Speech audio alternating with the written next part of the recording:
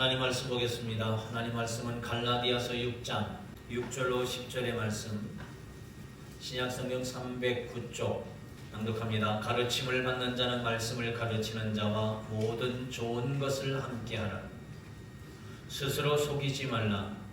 하나님은 업신여김을 받지 아니하시나니 사람이 무엇으로 심든지 그대로 거두리라. 자기의 육체를 위하여 심는 자는 육체로부터 썩어질 것을 거두고 성령을 위하여 심는 자는 성령으로부터 영생을 거두리라. 우리가 선을 행하되 낙심하지 말지니 포기하지 아니하면 때가 이름에 거두리라. 그러므로 우리는 기에 있는 대로 모든 이에게 착한 일을 하되 더욱 믿음의 가정들에게 할지니라. 아멘. 한 여인이 꿈을 꾸었습니다. 시장에 간 이 여인은 새롭게 문을 연 한 가게에 들어가게 됐습니다. 그런데 그 가게 주인은 사람이 아니라 신이었습니다.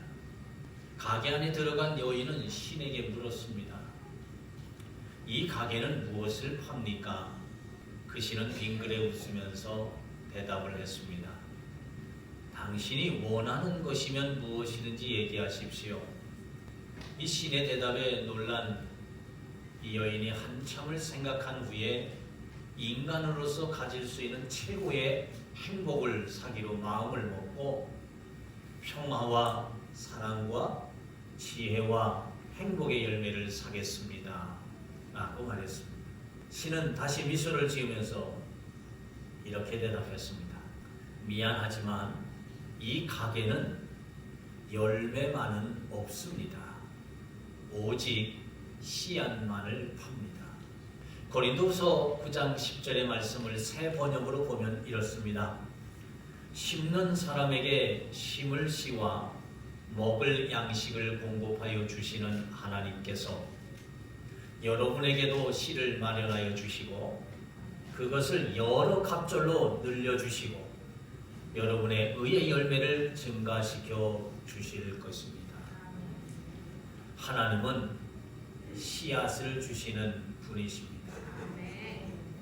우리는 이제 씨앗을 심는 사람이 되기를 원하는데 올 2020년을 시작하면서 저는 우리가 이런 사람이 됐으면 좋겠습니다.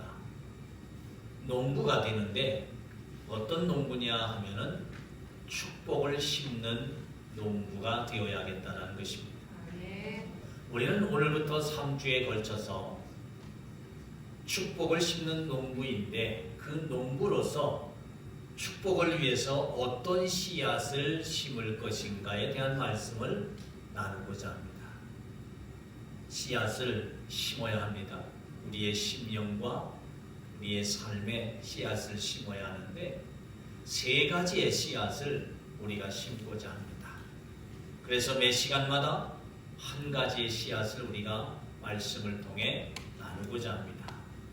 첫 번째 씨앗은 말씀의 씨앗이고 두 번째 씨앗은 생각의 씨앗이고 세 번째 씨앗은 성령의 씨앗입니다.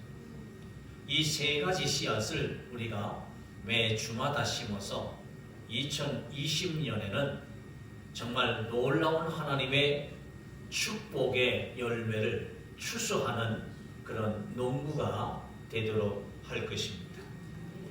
오늘은 무슨 씨앗을 심는다고요? 말씀의 씨앗. 맞아요. 말씀의 씨앗을 심어요. 오늘 6절의 말씀을 중심으로 해서 우리가 말씀을 나눌 건데요. 이 6절의 말씀을 보면 바울은 이 말씀을 사이에 놓고 말씀을 가르치는 자와 말씀을 가르침 받는 자를 등장시킵니다. 여기서 말씀을 가르치는 자는 갈라디아 교회 목회자를 가리킵니다. 오늘로 이야기하면 지금 여러분 앞에서 말씀을 전하는 목회자, 저를 얘기하는 거겠죠. 우리 교회적 입장에서 보면 목회자는 오직 말씀만 바르게 가르쳐야 합니다. 목회자는 장사하는 법을 가르치지 않습니다. 목회자는 자동차 기술을 가르치지 않습니다. 목회자는 배를 만드는 법을 가르치지 않습니다. 목회자는 오직 하나님의 말씀만을 바르게 가르쳐야 합니다. 여기에는 그 어떤 이유나 변명이 필요가 없습니다. 오직 목회자는 말씀대로 살면서 말씀만을 가르쳐야 된다는 것입니다. 갈라디아 교회는 상당 부분 위험한 상황에 처해 있었습니다. 갈라디아서 1장을 보게 되면 바울이 자신이 사람에게서 난 것이 아니라 오직 하나님으로부터 난 사도라는 것을 강력하게 증거하면서 예수 그리스도와 죽은 자를 살리신 하나님 아버지, 그에 의해서 내가 사도가 됐다, 이것을 아주 강력하게 밝히면서 은혜와 평강이 성도들에게 있기를 구하고 있습니다. 그러면서 그는 아주 본격적으로 그리스도를 증거하기 시작합니다. 그런 갈라디아 성도들을 책망합니다. 이 갈라디아서는 바울이 정말 그 초기에 기록된 서신인데 아주 강력한 메시지를 담고 있습니다. 굉장히 흥분된 상태로 아주 그 안타까운 마음이 가슴에 꽉 찬 상태로, 그리고 성도들에게 잘못됨을 아주 책망하면서 돌이키도록 그렇게 기록되어져 있습니다. 그는 이렇게 말합니다. 어떻게 이렇게 신속하게 떠나 다른 복음으로 옮겨갈 수 있느냐? 내가 정말 이상하게 여긴다 라고 분노하면서 아주 강하고 단호한 어조로 말합니다. 그것은 다른 복음이 아니오 다만 너희를 어지럽히는 어떤 자들이 있다. 그리스도의 복음을 변질시키려는 것이다. 우리가 너희에게 선포한 복음 외에 다른 어떤 것을 선포하면 그는 저주를 받을지어다. 바울은 분명히 선언합니다. 다른 복음은 없다. 예수 그리스도 외에 다른 복음은 없다라는 것입니다. 갈라디아 교회는 바울이 1차 전도 여행을 통해서 세워진 교회입니다. 그런데 그 교회가 어느 정도 성장하는 과정 속에서 이 유대인 기독교인들이 생겨나면서 그들이 유대교회의 그런 그 율법적인 것들을 그냥 가지고 들어와서 예수를 믿으면 오직 예수로만 충만해야 하는데, 여전히 그들은 전에 가졌던 그 율법을 그대로 가지고 지금 예수를 믿겠다고 한 것입니다. 그러면서 그 성도들에게 예수만 갖고 되는 것이 아니라 율법도 있어야 된다. 예수는 부족하다. 율법과 함께 해야 한다. 율법을 지켜야 한다. 할례를 받아야 한다. 등등의 이런 이야기를 하면서 성도들을 미혹한 것입니다. 이 성도들이 바울이 전하고 가르친 복음, 이 복음만을 믿고 그대로 따른 것이 아니라 유대인 기독교인들이 했던 그런 율법도 같이 행하면서 변질되기 시작했던 것입니다. 그래서 바울이 얘기하는 거예요. 다른 복음은 없다. 그건 복음이 아니라는 거예요. 오직 복음은 예수 그리스도라는 거예요. 구원은 오직 예수 그리스도를 믿음으로 받는 것입니다. 우리가 의인됨은 오직 예수 그리스도를 믿음으로 되어지는 것이다.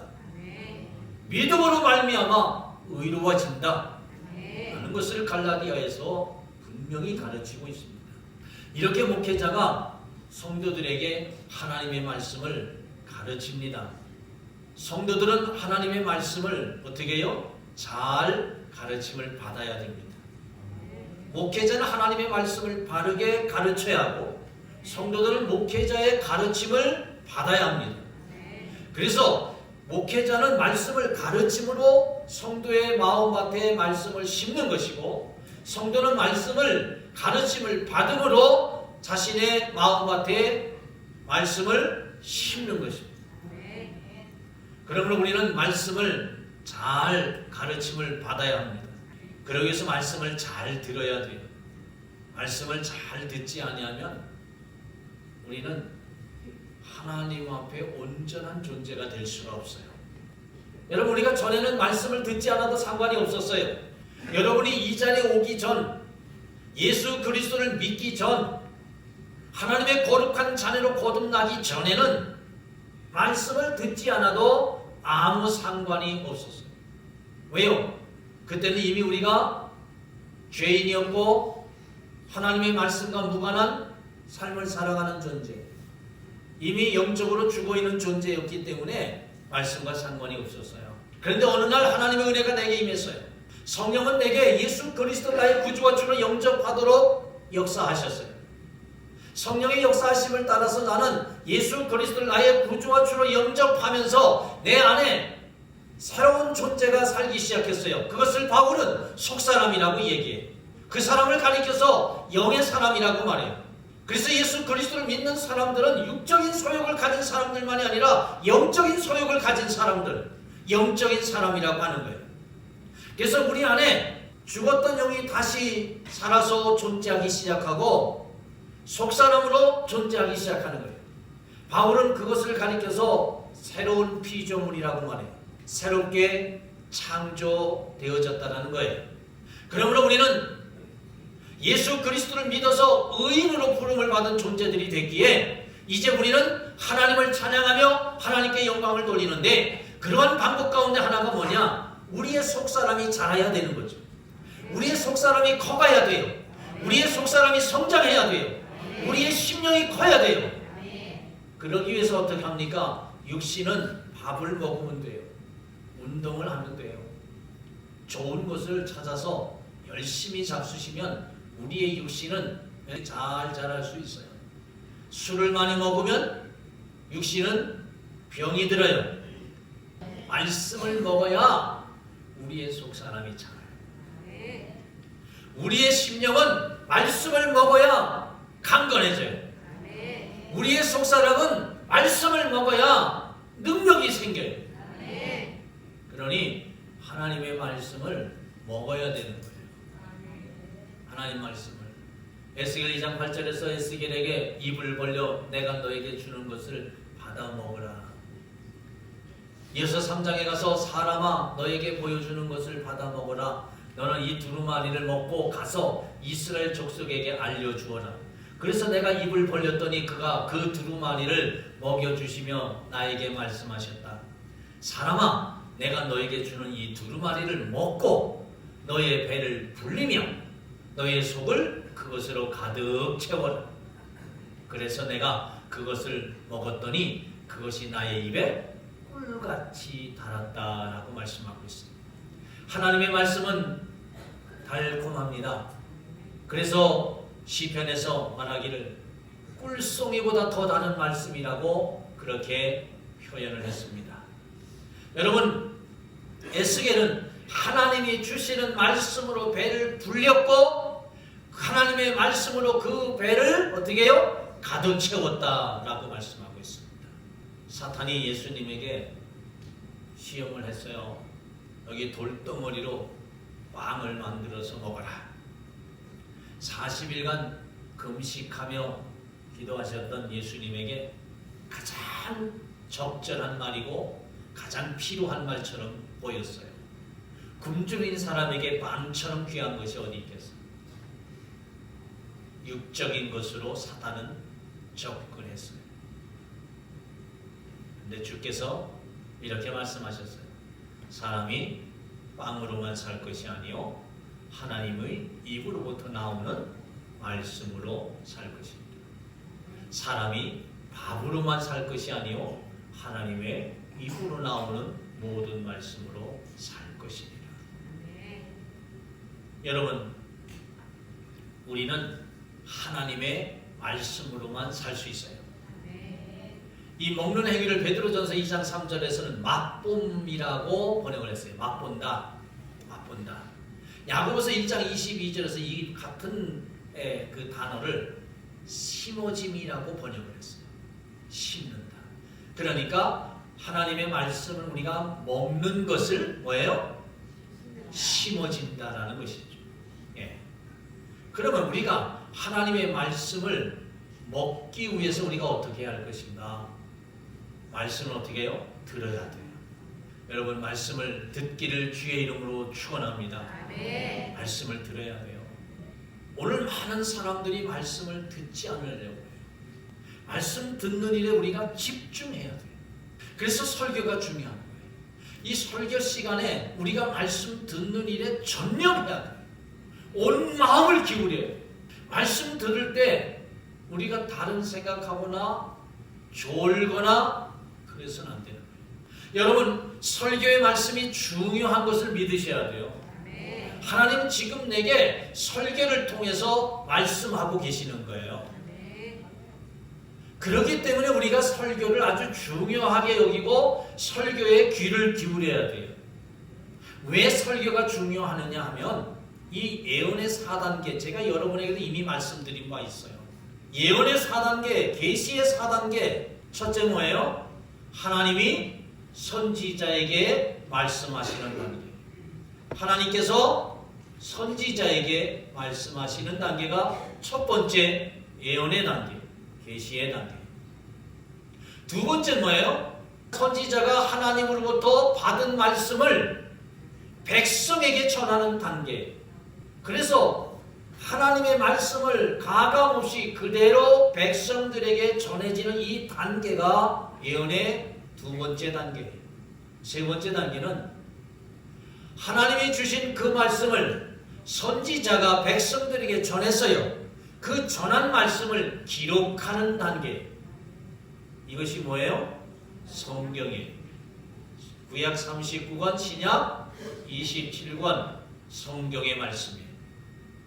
그리고 예언의 4단계는 기록되어진 이 말씀을 성령의 조명을 받아서 오늘 이 시대 청중들에게 말씀을 전하는 단계. 이게 뭐예요?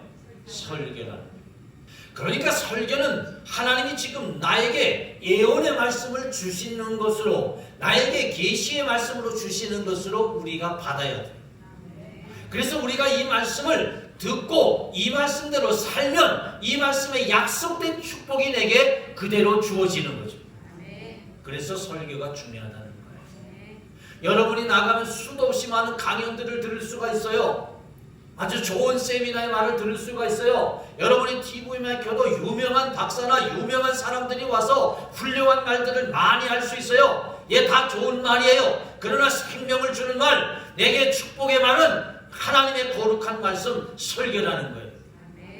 그렇기 때문에 우리가 하나님의 말씀을 듣는 일에 집중하셔야 돼요. 졸지 마세요. 딴 생각하지 마세요. 여러분, 유두고라고 하는 청년이 바울이 복음을 전하고 설교를 할 때에 그가 예배에 늦게 참석했어요. 그러니 자리가 없어가지고 위층 다락방에 창문에 가 걸터 앉았어요. 바울이 설교를 길게 하는 바람에 그가 거기서 졸았어요.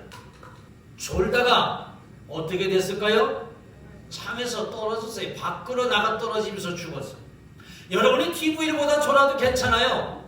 영화를 보다가 졸아도 괜찮아요. 그러나 졸아서 안 되는 딱 두 가지가 있어요. 첫 번째는 운전할 때 졸면 안 돼요. 아시겠어요? 운전할 때 절대로 졸면 안 돼요. 두 번째는 설교 시간에 졸면 안 돼요. 운전과 설교의 공통점이 하나 있는데 그것은 뭐냐? 생명이라는 거예요. 생명. 운전할 때 졸면 생명을 잃을 수 있어요. 설교 시간에 말씀을 듣지 아니하면 졸면 생명을 잃을 수 있어요. 그러므로 깨어서 정신 차리고 하나님의 말씀을 들어야 돼요. 말씀 듣는 자가 복이 있다고 그랬어요. 말씀을 들어야 돼요. 말씀 듣기를 힘쓰기를 주의 이름으로 축원합니다. 그 다음에 말씀을 읽어야 돼요. 계시록 1장 3절에서 말씀을 듣는 자와 말씀을 읽는 자가 복이 있다라고 말씀했어요. 시편 1편 1절로 2절에서 복 있는 사람은 말씀을 주야로 묵상한다라고 이렇게 되어져 있어요. 여기서 묵상이라는 것은 명상을 이야기하는 게 아니에요. 입으로 중얼중얼 내면서 읽는 걸 얘기하는 거예요. 그래서 여러분이 성지순례를 가면 이 정통 유대인들이 이 조그만 이제 그 성경을 들고 입으로 소리내서 주절 읽는 소리를 혹시 들을 수도 있고 보신 분들도 계실지 모르겠어요. 소리내서 읽는 거예요. 여러분 말씀을 소리내서 읽으시기를 축원합니다. 우리가 말하는 것을 그냥 말로 끝나는 게 아니에요. 이 말을 하면 뇌가 들어요. 그리고 뇌는 들으면 가만히 있지를 않아. 뇌는 반드시 내 몸에다가 명령을 내리게 되어져 있어요. 그래서 내가 읽는 소리를 뇌가 듣고 그 뇌는 내 몸에 명령을 해서 그대로 살게 한다. 그래서 여러분이 말씀을 하실 때 절대로 욕을 하면 안 돼. 그럼 그 욕을 누가 들어요? 그럼 누가 먹는 거예요? 내가 한 욕을 내가 먹는 거예요. 그러니까 절대로 누구를 욕하거나 누구를 비난하거나 비방하지 마셔야 돼요. 누구를 비난하면 그걸 누가 들어요? 내가 듣는 거예요. 그럼 누가 비난받는 거예요? 내가 받는 거예요. 그런데 복된 말을 했어요. 그럼 그 복된 말을 누가 들었어요? 그럼 누가 복을 받아요? 내가 복을 받아요. 하나님 우리의 말씀을 다 들으시는데 우리가 말씀을 소리내서 읽을 때에 그 말씀이 내 인격 속에 역사가 일어납니다. 여러분 말씀을 듣고 읽고 그 다음에 뭐 해야 하느냐? 생각하셔야 돼요. 성경을 보면 생각하라 기억하라는 말씀이 많이 나와요. 신명기의 핵심의 말씀은 32장 7절의 말씀인데 그 말씀은 이렇습니다. 옛날 일을 기억하라. 역대 연대를 생각하라. 이게 신명기의 핵심의 말씀이에요. 하나님께서 너희를 위해서 행하신 일들을 기억하고 생각하라는 거예요. 우리에게 은혜를 베풀어 주신 그 하나님을 기억하고 생각하면서 하나님의 뜻대로 살아가라는 거예요. 사사기 18, 13절에서 그런즉 이제 너희는 마땅히 행할 것을 생각하라. 시편 94편 8절에서 백성 중 무둔한 자들아 너희는 생각하라. 디모데후서 2장 7절에서 내가 말한 것을 생각하라. 여러분 하나님의 거룩한 말씀을 생각하셔야 돼요. 생각을 하는데 잠깐만 하는 게 아니에요. 모세가 죽은 다음에 이스라엘 백성을 책임지고 요단강을 건너 가나안 땅에 들어가도록 부름받은 여호수아에게 하나님은 말씀하기를 주야로 이 율법책을 묵상하라 그렇게 말씀했어요. 그럼 내가 떠나지 않고 너와 항상 함께하겠다. 주야로 묵상하라는 시편 1편에서도 말씀하기를 주야로 말씀을 묵상하라는. 그래서 우리가 하나님의 말씀을 항상 생각하라는 것이죠. 하루 종일 말씀을 생각하라는 거예요. 여러분 생각이 곧 나예요. 내가 무슨 생각을 하느냐가 얼굴에 나타나고 그 무슨 생각을 하느냐가 내 삶이 되는 거예요. 그래서 내 마음에 분노를 가지면 얼굴에 분노가 나와. 그대로 보여. 내 마음에 기쁨이 있으면 얼굴이 막 기쁨이 넘쳐. 생각을 무엇을 하느냐가 곧 뭐예요? 나라는 거예요. 나. 여러분 내가 주님의 말씀을 생각하면 나는 뭘가 될까요? 주님의 말씀 그 자체가 되는 거예요. 내가 주님의 말씀을 생각할 때마다 내 삶이 말씀이 되는 거예요. 주님의 말씀을 생각할 때마다 내 모든 일들이 말씀이 되는 거예요. 여러분 말씀을 깊이 생각하기를 주의 이름으로 축원합니다. 말씀을 듣는 일과 읽는 일과 생각하는 일을 늘 하셔야 돼요. 이렇게 하기 위해서 우리는 어떻게 해야 하느냐? 말씀을 사모하셔야 돼요. 여러분 말씀을 사모하시기 바랍니다. 사모하는 자의 영혼을 만족시켜 주신다고 그랬어요. 여러분 주일날 들을 말씀을 사모해 보신 적 있으신가요? 아 오늘 주일이구나. 교회 가야지. 그래서 이런 교회 왔어요. 그리고 예배 참석했어요. 그리고 끝났어요. 갔어요. 우리가 너무 이렇게 생활하고 있는 건 아니에요? 여러분 일주일 동안 주의 날 내게 들려주실 하나님의 말씀을 생각하면서 그 말씀을 기대하면서 그 말씀에 은혜 받기 위해서 내가 기도하면서 사모해 보신 적이 있느냐 하는 거예요. 여러분 이제부터는 거룩한 주의 날 내게 주시는 하나님의 말씀 너무도 귀한 말씀이니까 그 말씀을 내가 간절하게 사모하면서 이번 주에 주께서 내게 어떤 은혜를 주실 것인가, 주님은 내게 어떤 말씀을 하실 것인가, 나는 어떤 말씀을 들을 수 있을까, 그것을 사모하면서 눈물의 기도를 흘리면서 하나님 앞에 나아가시기를 주의 이름으로 축원합니다. 말씀 듣기를 사모하셔야 돼요. 말씀 듣기를 사모하여 기도할 때 역사가 일어나요. 그 말씀이 은혜가 되는 거예요. 또한 말씀 듣기 위해서 우리가 항상 성령 충만하셔야 돼요. 왜 그러냐? 말씀은 성령의 감동으로 기록되어졌기 때문에 그래요. 성령으로 기록되어진 하나님의 말씀. 그러게 우리가 성령 충만해야 이 말씀을 들을 때 은혜가 되고 깨달아지고 아하 그렇구나 내가 그 말씀대로 결단하게 되는 거죠. 여러분 성령 충만하기를 주의 이름으로 축원합니다. 그러나 여기 중요한 게 있어요. 성령 충만함도 중요하고 말씀을 사모함도 중요하고 말씀을 위해서 기도하는 것도 다 중요한데 그 전에 먼저 우리가 말씀을 내가 정말 은혜롭게 받기 위해서는 회개가 있어야 돼요. 먼저 회개가 있으셔야 돼요. 주께서 씨 뿌리는 비유를 말씀하셨는데 거기에 4개의 밭이 나와요. 길밭이 나오고 돌밭이 나오고 가시 덤불밭이 나오고 옥토가 나와요. 그런데 여기서 씨를 뿌리는데 주님이 말씀하기를 씨는 말씀이다라고 하셨어요. 이 밭들은 마음의 밭을 얘기하는 거예요. 그런데 어떤 사람의 마음의 밭은 길밭처럼 단단하게 굳어져 있어요. 어떤 사람의 마음에는 돌들이 가득하고 또는 가시덤불이 가득하다 그랬는데 여러분 굳어진 마음을 갈아엎어야 돼요. 우리 마음에 이런저런 그릇된 생각과 사상들이 들어가 있는 그 돌들, 그릇된 경험들, 그릇된 마음들 이것을 다 어떻게 해요? 돌 캐내듯이 다 캐내야 돼요. 그 다음에 염려의 덤불들, 특히 이 재리, 돈과 관계된 염려거리들이 다 우리에서 뽑혀져 나가야 돼요. 돈에 대한 회개가 있어야 된다는 얘기예요.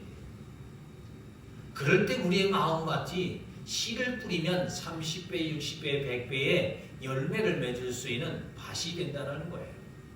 그러므로 여러분, 우리가 주의 말씀의 은혜를 받고 그 말씀이 나의 말씀이 되고 그 말씀대로 내가 살아서 그 말씀의 열매를 거두기를 원한다면 내가 먼저 주 앞에 나와서 지나간 한 주간 동안 내가 하나님의 거룩한 말씀으로 살았는지, 혹시 내 마음은 굳어져 있는 것은 아닌지, 그릇된 생각과 그릇된 사상과 어리석은 마음들이 내 마음에 지금 가득 채워져 있는 것은 아닌지, 또는 이 여러 가지 염려, 특히 돈에 대한 염려가 내 마음을 확 채우고 있는 것은 아닌지, 이러한 것들을 우리가 돌아보면서 하나님 앞에 회개를 통해서 다 걷어내고 옥토의 심령을 이루어야 된다는 것입니다. 그래서 우리가 말씀을 듣기 전에 꼭 해야 하는 것이 뭐냐? 본인의 참회 기도가 있어야 돼요. 지나간 한 주간의 삶, 지나간 한 달의 삶, 1년의 삶을 되돌아보면서 하나님 뜻대로 내가 생각하지 못하고 말하지 못하고 마음을 품지 못하고 성품을 사용하지 못하고 살지 못했던 것, 그런 것들을 다 내 안에서 걷어내야 된다는 거예요. 여러분 회개하시기를 바랍니다. 그래야 말씀 은혜가 돼요. 그런데 여기 또 하나 중요한 게 있는데 그게 뭐냐? 오늘 본문의 말씀에서 말씀이 내게 심겨지고 말씀이 내게 은혜가 되기 위해서 아주 중요한 것을 지금 바울은 이야기하는데 이거예요. 말씀을 가르침을 받는 자는 말씀을 가르치는 자와 그 다음에 말씀에 모든 좋은 것을 함께하라. 말씀을 가르침을 받는 자는 말씀을 가르치는 자와 뭐예요? 모든 좋은 것을 함께하라는 거예요. 대부분의 번역 성경들은 모든 좋은 것을 나누어서 가져라 이렇게 번역해 주고 좋은 것을 어떻게 해요? 나누어서 가져라. 그런데 현대어 성경은 이것을 좀 더 구체적으로 번역해 줘서 이렇게 번역했어요. 하나님의 말씀을 배우는 사람은 그 말씀을 가르치는 사람에게 보수를 지불하고 그를 도와야 한다. 이렇게 번역을 해놨어요. 어찌됐든 간에 이게 무슨 얘기냐? 말씀을 가르치는 자와 말씀을 배우는 사람 사이 관계적 문제, 이 관계가 서로 좋은 것을 나눔을 통해 좋아진다는 거예요. 제가 여러분이 잡수는 걸 먹는다 해서 제가 뭘 특별히 달라질 게 있겠어 제 몸에? 근데 뭐가 달라져요? 심령이 마음이 달라져요. 제가 여러분에게 무엇을 드렸을 때 여러분 뭐가 달라져요? 마음이 달라져요. 이런 것을 주고받음을 통해서 뭐가 만들어져요? 좋은 관계가 만들어지는 거예요. 관계예요. 이 목회자와 성도의 관계가 깨어지면, 불편해지면 무엇이 문제가 되기 시작하냐면 말씀의 은혜가 안 돼. 말씀이 들려지지를 않아요. 마음이 닫혀버려요. 그러면 말씀의 은혜를 받지를 못해요. 말씀을 통해서 내게 주어지는 하나님의 축복을 받지를 못해요. 그래서 말씀을 가르침을 받는 사람은 말씀을 가르치는 자와 좋은 것을 나눠야 돼요. 여기에는 물질적인 것도 있겠고 또 여러 가지가 있겠죠. 그러나 중요한 것은 뭐예요? 마음도 나눠야 나눠야 된다는 거예요. 좋은 마음을 나누셔야 돼요. 여러분, 저에 대해서 좋은 마음을 주셔야 돼요. 저도 여러분에게 끊임없이 좋은 마음을 드리니까 여러분도 저에게 뭘 줘요? 좋은 마음을 나누어 주셔야 돼요. 저도 주고 여러분도 받고. 아시겠죠? 그래서 이 목회자와 성도의 관계가 아주 아름다운 나눔의 관계가 되어야 돼요. 그럴 때 서로 어떻게 해요? 기쁘잖아요. 그래야 말이 들려오는 거예요. 사이가 나쁜 사람은 뭔 말해도 안 들리는 거예요. 그러니 여러분, 하나님의 말씀이 은혜가 되기 위해서는 주의 종과의 관계를 평소에 늘 어떻게 해요? 좋게 하시며 살아가시기 바랍니다. 저도 노력하지만 여러분도 노력하셔야 돼요. 그러기 위해서는 뭐예요? 나눔이 있어야 돼요. 좋은 것을, 모든 좋은 것을 나누라. 우리 서로 올 한 해 좋은 것을 많이 나누면서 목회자와 성도의 관계를 어떻게 해요? 복되게 하자고요. 그래야 말씀이 내게 들려져요. 말씀이 은혜가 돼요. 여러분, 주의 거룩한 말씀을 사모하면서 말씀을 통한 은혜를 받기를 바랍니다. 왜 우리가 말씀을 심어야 하느냐면 말씀이 하나님이시기 때문에 그래요. 그리고 말씀이 뭐예요? 영원하기 때문에 그래요. 또 말씀은 뭐예요? 반드시 이루어지는 말씀이기 때문에 그래요. 말씀은 뭐예요? 하나님은 말씀을 통해서 우리와 함께 하시고 말씀을 통해서 우리에게 크신 복들을 주시기 때문에 그래요. 사랑하는 성도 여러분, 올해 축복의 씨앗을 뿌리는 농부가 되길 바라는데, 먼저 여러분의 심령과 여러분의 삶에 말씀의 씨앗을 풍성하게 심는 복된 한 해가 되시기를 주의 이름으로 축원합니다. 기도하겠습니다. 은혜와 사랑이 충만하신 아버지 하나님, 감사합니다. 주님께서 저희를 사랑해 주셔서 이렇게 한 해를 새롭게 맞이하게 해주시고, 올 한 해는 축복의 씨앗을 심는 농부가 되길 원하는데, 먼저 말씀을 우리의 심령과 삶에 심기를 원합니다. 말씀을 잘 심어서 말씀의 열매를 30배, 60배, 100배로 맺어서 하나님께 영광을 돌리며 하나님의 크고 놀라운 복을 받으며 살아가는 이 한 해가 되게 하여 주옵소서. 감사함이 예수님 귀하신 이름으로 기도드리옵나이다. 아멘.